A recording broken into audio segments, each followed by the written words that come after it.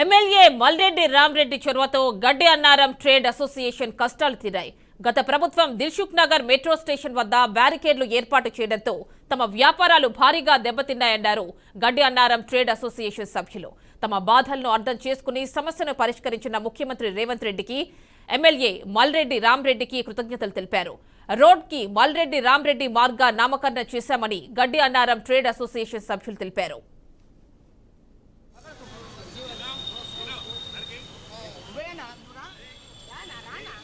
Station మొదలైనప్పటి నుంచి మేము metro station వస్తే మా గడ్డి అన్నారం ట్రేడర్స్ అసోసియేషన్ సభ్యులు అందరూ కూడా ఇక్కడ ఉన్న 300 నుంచి 400 మంది ట్రేడర్స్ ఎంతో సంతోషపడ్డారు. మెట్రో స్టేషన్ వచ్చిన తర్వాత మాకు బిజినెస్లు పెరుగుతాయని చెప్పేసి ఆ సంతోషం కాస్త ఈ బ్యారికేడ్స్ పెట్టడం వల్ల మాకు ఆ దుఃఖ సాగరంలో ముంచడం జరిగింది.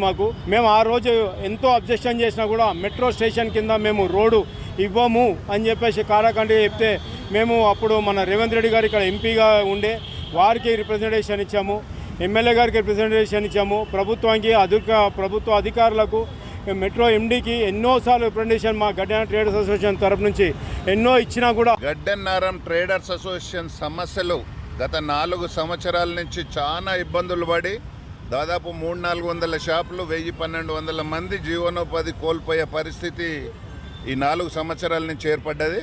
దానికి అప్పట్లో ముఖ్యమంత్రి గారు ఎంపీగా ఉన్నప్పుడు కూడా మేము మెట్రో ఎండీకి కానీ రాచకొండ కమిషనర్ గారికి కానీ మా రిప్రజెంటేషన్ చేసినాము. అయినా కానీ గత పాలకులు ప్రజా సమస్యలను పట్టించుకోకుండా వాళ్ళకు షో చేయడం తప్ప ఏ రోజు కూడా ఎక్కడ సమస్య ఉందో అక్కడ పోయి నిలబడాలనే అవగాహన లేని వ్యక్తులు మరి ఇక్కడ ఉన్నారు. అయినా కానీ మేము గత ప్రభుత్వం వచ్చిన నుంచి నేను ముఖ్యమంత్రి గారి దగ్గరికి 2-3 సార్లు దృష్టికి తీసుకెళ్ళినా. నిన్న మార్నింగ్ రేపు 15th ఆగస్ట్ లోపల ఎట్టి పరిస్థితుల్లో ఈ తొవ్వ చేపిస్తామని 26 జనవరి నాడే చెప్పాం. దాన్ని చెప్పిన ప్రకారంగా వీళ్ళందరూ కూడా దాదాపు ఎప్పుడు వచ్చినా 300-400 మంది నాతో పాటు వచ్చేవాళ్ళు.